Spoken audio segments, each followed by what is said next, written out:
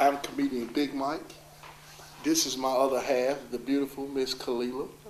I got started doing family reunions. My family reunion, and we didn't have any kind of entertainment whatsoever, so my mom decided to put together a talent show one time for our family just so we could have some recreation because the people would eat and leave. So she put together a talent show. She wanted me to dress up, but I seen some of them suits they was wearing. I was like, nah, I ain't wearing that. So she was like, well, what you gonna do? I said, off the top of my head, always being that person that like to entertain. My wife will tell you, even when we have a cookout or anything, I'm always entertaining. I'm always talking, got the people laughing. That's just what I do. And I said, I'm gonna do comedy. And she was like, you gonna do what? I'm gonna do comedy. She was like, oh yeah, you could do that because you was a clown in school. So I wrote a comedy skit, but at the same time, I wanted to give a message to the young people in my family, not to make some of the bad decisions that I had made in life. So I wrote comedy about all different stuff, you know, and it was a hit from there. And then after that, and even that, I invited a lot of my friends to come out to the show, to the family reunion rather. And they enjoyed it, so a lot of my friends started saying, hey, our family reunion is boring too. You mind coming to ours and doing a little bit? Why not? And I just got started doing my friends' family reunions. So one day, I'm having this big birthday party. And I used to do these big birthday parties for myself every year because I used to feel bad that I was over 30 and getting older. I was like, man, I'm going to have, and every year at the same time, I had a birthday party in my house. And it grew to where I had like 200 or 300 coming to my house for my birthday. And as I'm standing around at the last one, talking to a friend of mine, Hannibal Thomas, I had all of the guys laughing, you know, and I said, hey man, really man, I'm gonna do this thing professionally one day.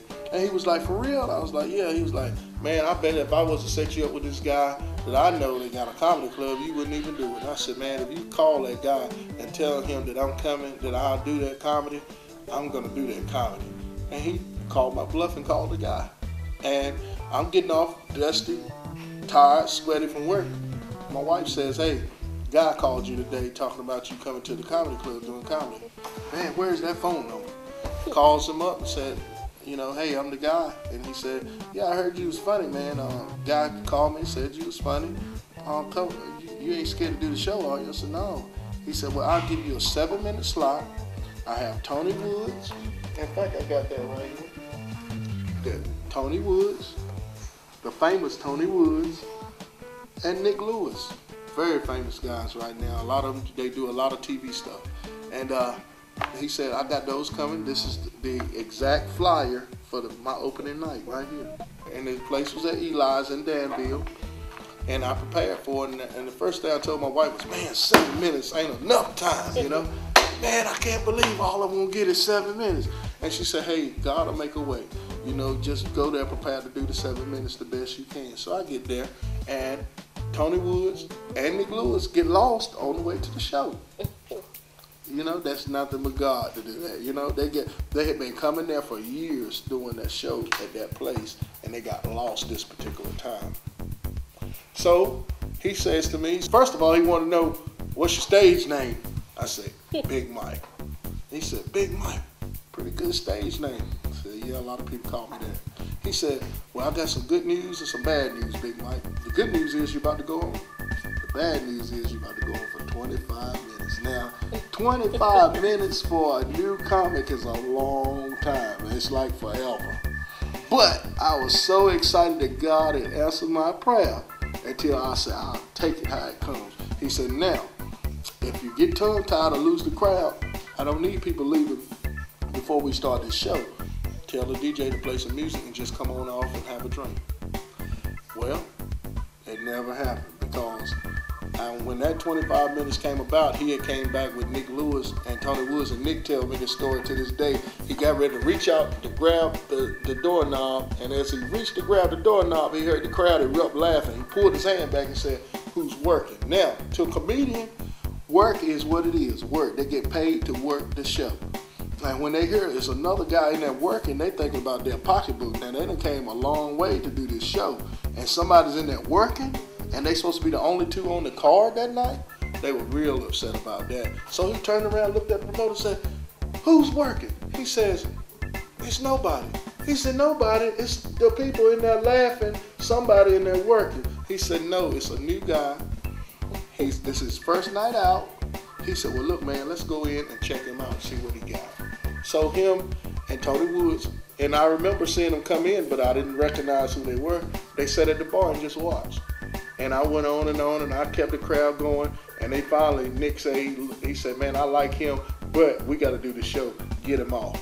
The first night out, Nick Lewis came onto the stage and said, Big Mike, that you just did, I really like that. I need to see you after the show. And then he started the show. And he came to me after the show. I went over to the bar, and then Tony Woods walked up to me. And he said, man, do you know who I am? I'm like, nope, because I don't watch comedy. Key thing, Big Mike don't watch comedy. He does now because it's an art, and I understand that I must study the trade.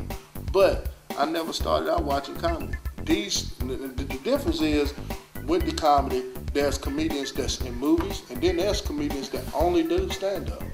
A lot of people don't know that they make money 8 cities a week doing stand-up.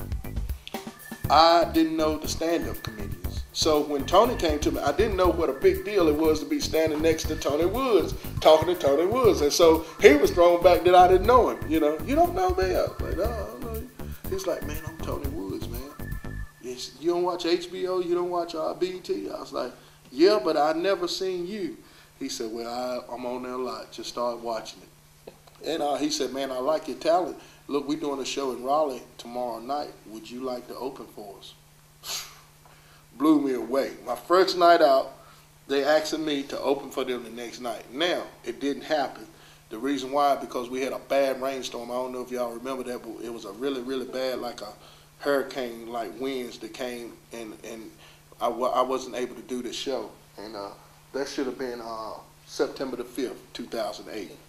And I wasn't able to do the show. And then Nick felt bad about the fact that I couldn't do the show, but he had told the promoter of the next show the next night about me. That's how much he liked the talent he saw. He told him about me. He said, hey, man, I got this new guy that I wanted to put on tonight, but, you know, we worried about this storm and the turnout, but the next show I want to put him on. And the next show, got that on video too. You can watch that on YouTube under Mike Thaxton. I did the show, and I took off from there. Am I the best at my art? I ain't even scratched the surface on what I'm going to do with it. But I also, as an artist, understand that I'm just starting too. I don't feel like I'm on top of the world, but I still feel blessed with the talent that God has given me, and the understanding that, hey, as long as you work on it, as long as you believe that you're not there yet, you're going to get better.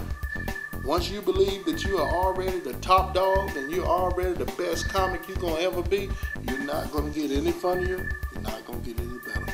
So at this time, I did something with my career at this time of the year where I'm starting to study the old comics, some of the old material, some of the old past comics, like my man, Richard Pryor. I love Richard Pryor. Bill Cosby, I love him also. Red Fox, I love him. Red Fox is my favorite comic. I always used to love Sanford and Son and his delivery and how nonchalant he was and funny. And you know, with me doing comedy, I also feel like that I'm going to be able to do something with my career to help other people. And that's always been who I am. You know, I just didn't look at it as comedy. I felt like that God is doing this for a reason. And the reason is because he knows I'm going to do something else with it. Because I'm not the type that can stand by and watch somebody else and not feel for them.